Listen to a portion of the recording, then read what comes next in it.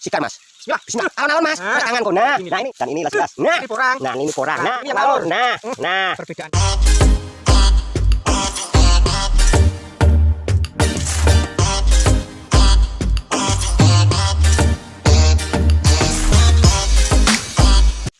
untuk dulur-dulurku,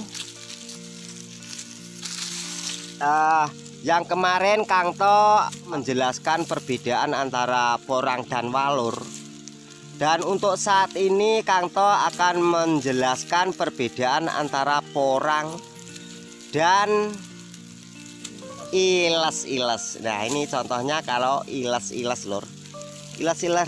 Iles-iles itu umbinya berwarna putih, agak keputih-putihan. Ini perlu diperhatikan buat dulur-dulurku semuanya. Anu mas, gak gue arek jajal mas jegek. Jajal ambil no aret mas. Bentar mas ya, tolong mas, biar dulur-dulurku semuanya paham. Misalkan di daerahnya jajal mas, di sigar mas. Bismillah. Alon-alon mas. Tangan kok. Nah ini yang porang juga di Ini walur. Nah ini walur yang, dan ini ilas-ilas. Nah Ini porang. Nah ini porang. Nah ini lor. Iya ya ini Yang ini yang walur. walur. Nah perbedaannya lor. Jangan mas jegek. Perbedaannya ya. Ini yang porangnya nanti, yang iles-ilesnya nih. Sekarang iles-iles. Kalau iles-iles sama porang untuk perbedaannya cukup mudah sekali, karena kalau iles-iles ini kalau di iris ini warnanya putih, umbi di dalam warnanya putih. Nah, dan untuk iles-iles di batang di ranting nanti tidak ada kataknya. Untuk pembibitannya kalau iles-iles ini dari umbi anakannya umbi yang di dalam tanah. Nah ini iles-iles berwarna putih. Ini iles-iles. Dan untuk yang satunya walur. Untuk perbedaannya, kalau walur umbinya itu seratnya kasar, ini yang kayak kemarin, tapi yang ini yang kecil. Nah ini, dan ada seratnya yang agak kasar di dalam umbi. Nah ini perlu diperhatikan. Dan ini kalau pembibitannya, kalau walur dari umbi yang tumbuh dari samping umbi yang besar. Nah ini yang dibuat bibit. Tapi iles-iles sama walur ini nggak laku lor. Khususnya kalau di sini ya dibuang saja, dibunuh, dimatiin. Ini karena sangat mengganggu untuk tanaman porang, karena nggak laku lor. Nah gitu. Dan yang ketiga, saya yang akan membedakan porang. Nah ini porang. Kalau porang itu nggak ada seratnya, halus, dan keluar kayak jelinya lor kalau di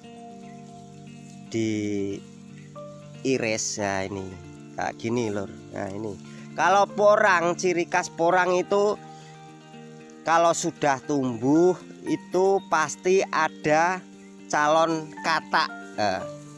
katak di rantingnya. Dan katak ini yang namanya katak yang dibuat bibit ya kayak gini. Ini keluarnya dari rantingnya. Kalau yang ini paling ujung, ranting paling ujung. Biasanya kalau yang tengah itu bundar. Nggak ada kalau di sini. Nah ini agak bundar kayak gini, ini pasti di tengah. Kalau yang ini di ranting yang agak pucuk. Nah ini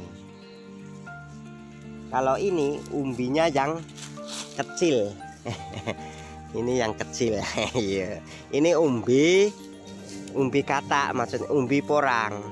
Nah ini seperti kayak di daerah sini, kayak postingannya Kang To itu pasti bahwa porang kalau di daerah sini itu enggak rata lur. Jadi ada yang pendek, ada yang tinggi, ada yang tinggi lagi, ada yang tinggi lagi. Karena kalau di dalam di bawah naungan porang itu katak yang kecil, misalnya yang kecil kayak gini lur, itu terlindungi oleh daun-daun yang jatuh kayak gini.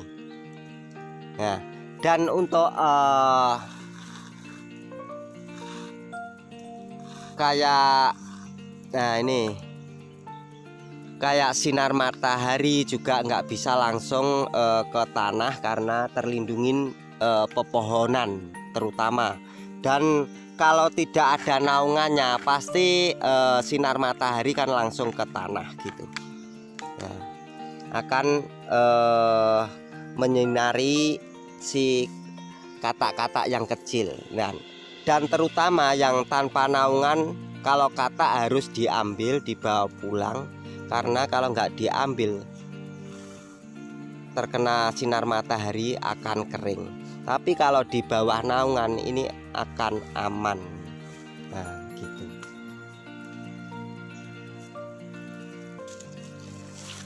Untuk cuaca pada saat hari ini gerimis lor, khususnya di daerah Gunung Pandan. Nah ini pada saat hari ini gerimis.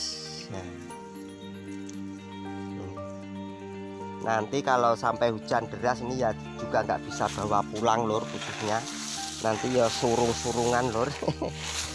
Dorong-dorongan karena jalannya licin khususnya